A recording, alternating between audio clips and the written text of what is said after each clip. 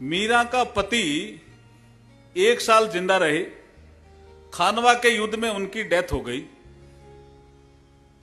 उसके बाद मीरा के पति की डेथ होने के बाद जो उनका देवर राणा बना, उसने जब मीरा को कहा मेरे से शादी करो, यहां झगड़ा शुरू होता है। उसने जब मीरा को कहा मेरे से शादी करो, यहां झगड़ा शुरू होता है। मीराबाई पर ऐसा क्या बोल गए केंद्रीय मंत्री की भड़क गए राजपूत नेता। मीराबाई पर विवादित बयान देकर बुरे फंसे केंद्रीय कानून मंत्री।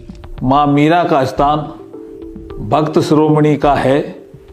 मां मीरा ने मीरा मेड़ता जन्मी, मीरा के पति ने उसको तंग किया, ऐसा नहीं है। मीरा का पति अर्जुन राम मेघवाल अपने विवादित बयान में कहते हैं मीरा मीरा, और जब माफी मांगते हैं तो उसमें मां मीरा कहते हुए नजर आते हैं। जो मीरा से मां मीरा का सफर तय हुआ है, ये किस प्रकार से तय किया है अर्जुन राम मेघवाल ने, इसको थोड़ा डिटेल में समझते हैं। मीरा के पति की डेथ होने के बाद जो उनका देवर राणा बना, उसने जब मीरा को कहा मेरे से शादी करो, यहां झगड़ा शुरू होता है। उनका देवर उनको शादी के लिए बाध्य करता है। लेकिन ये जो एलिगेशन है केंद्रीय मंत्री का, ये पूर्ण रूप से मिथक एलिगेशन है, क्योंकि मीराबाई का जन्म 1498 में और उनकी मृत्यु मानी जाती है 1547।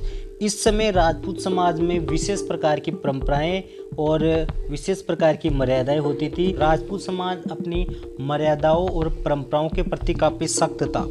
तो ये तो पूर्ण रूप से स्पष्ट है कि राजपूत समाज में इस प्रकार की हरकतें कभी नहीं होती।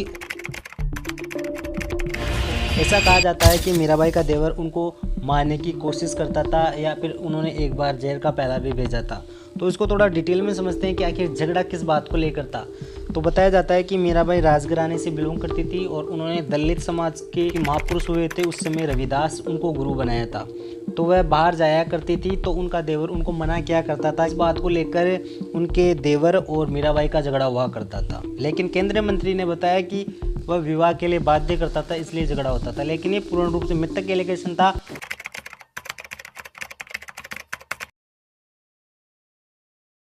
राम राम शाह। भारतीय भक्ति परंपरा में मां मीरा का स्थान भक्त शिरोमणि का है। मां मीरा ने कृष्ण भक्ति के माध्यम से संपूर्ण देश में जनमानस के बीच भक्ति भाव का संचार किया है। मेरा जीवन बचपन से ही मां मीरा के आदर्शों से प्रेरित रहा है। मैं अपने कार्यक्रमों में लगातार उनके भजनों को गाता हूं और उनके व्यक्तित्व से मुझे बहुत प्रेरणा भी मिली है। भक्ति भावना में मां मीरा साधना के शिखर पर विराजमान हैं। ऐसी भक्त शिरोमणि मां मीरा के प्रति मेरे मन में अगाध श्रद्धा एवं आस्था है। मैं सपने में भी मां मीरा के अपमान के विषय में नहीं सोच सकता हूं। फिर भी मेरा ऐसा मानना है कि मेरे किन्हीं शब्दों से मां मीरा के प्रति भक्ति एवं श्रद्धा भाव रखने वाले लोगों को किसी भी प्रकार से ठेस पहुंची है, तो मैं इस पर खेद प्रकट करते हुए माफी मांगता हूं। धन्यवाद।